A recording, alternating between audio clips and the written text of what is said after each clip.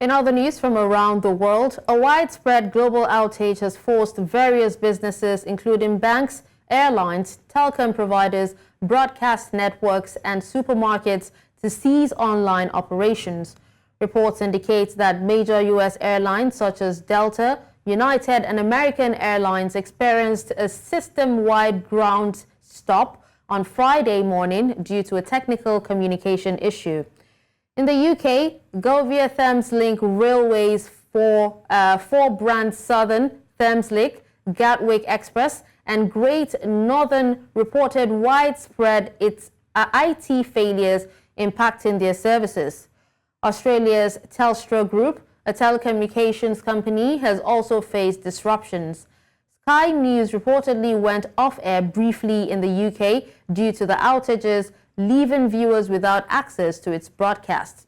According to The Guardian UK, the widespread outage has been linked to issues with Windows workstations.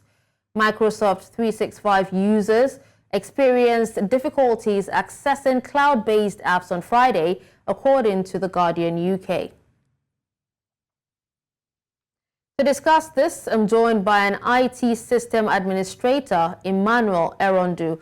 Hello, Emmanuel. It's a pleasure to have you in our studio. Yes, thank you for having me. Okay, so go ahead and tell us, Emmanuel, what are the primary causes of such a widespread global IT outage affecting multiple industries simultaneously? Yes, this outage was caused by a very serious faulty update that was deployed by a firm called CrowdStrike. They provide IT cybersecurity services.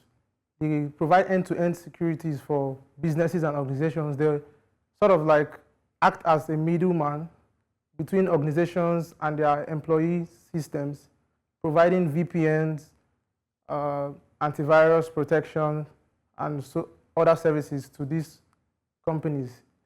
So what happened was that this faulty update causes the systems to crash and reboot. Some were stuck in a reboot loop, and most systems were just grounded.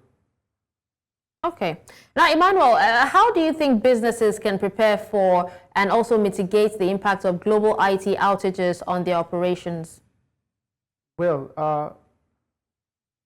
an outage of this kind of magnitude stems from the fact that most of these businesses and organizations rely on third-party software for their cybersecurity. And when you rely on third-party software, you are at the mercy of those third-party services and all their services that they would deploy, their updates. So this dependency on third-party software creates these vulnerabilities in the sense that if the third-party software that your service relies heavy on has any problem or a faulty update, as this case would be, you would be grounded. And mitigating against this would be very tricky, except your service provider has rectified it on their own end. You would be stuck in limbo and have to wait for them to provide a fix. All right, Emmanuel. Now, the report said the outage, has been linked to issues with Windows workstations. Now, what specific vulnerabilities in Windows workstations could have contributed, to this outage, and how can they be addressed? Okay, this outage is not attributed to any vulnerability. However, this outage was caused by a faulty file. Actually, this was a legitimate file, a legitimate service, just that maybe the software programmers introduced a fault in the system that caused the systems to become unstable and crash. So it's not like a vulnerability in any way.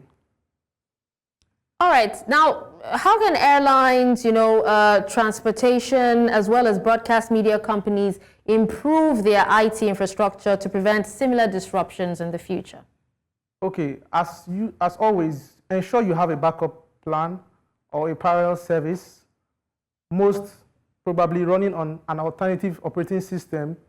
If this outage affected Windows users, if your company had an alternative operating system running on Linux you would have been able to switch onto Linux and continue your services. So to mitigate against outages like this, companies must ensure that they have failovers and backup infrastructure. Okay. Well, thank you so much, Emmanuel, for speaking to us on this. Thank you.